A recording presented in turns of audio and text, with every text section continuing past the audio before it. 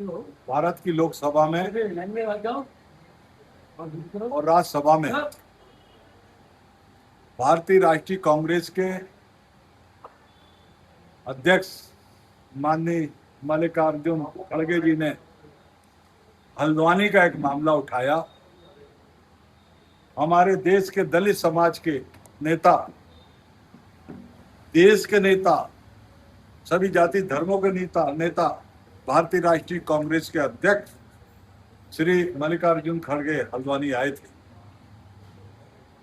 तो इनका आना और इतनी बड़ी संख्या में भीड़ का इकट्ठा होना, इससे भारतीय जनता पार्टी के लोग विचलित हुए और उन्होंने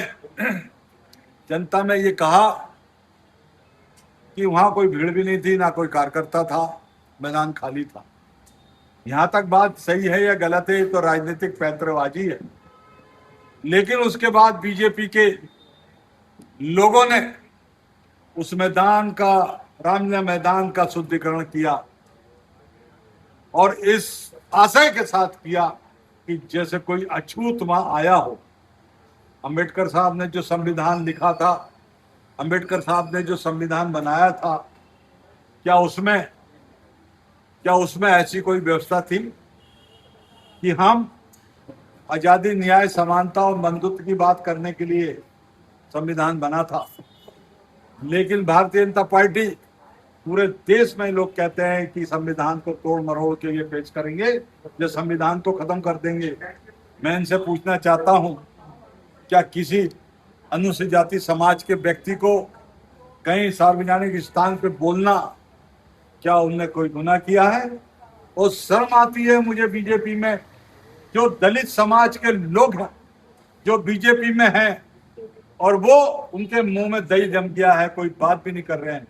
क्योंकि दलित समाज अनुसूचित जाति का कितना बड़ा ये अपमान है, ये देखने वाली बात है। मैं यहाँ पर ध्यान आकर्षित करना चाहता हूँ, 3 महीने पहले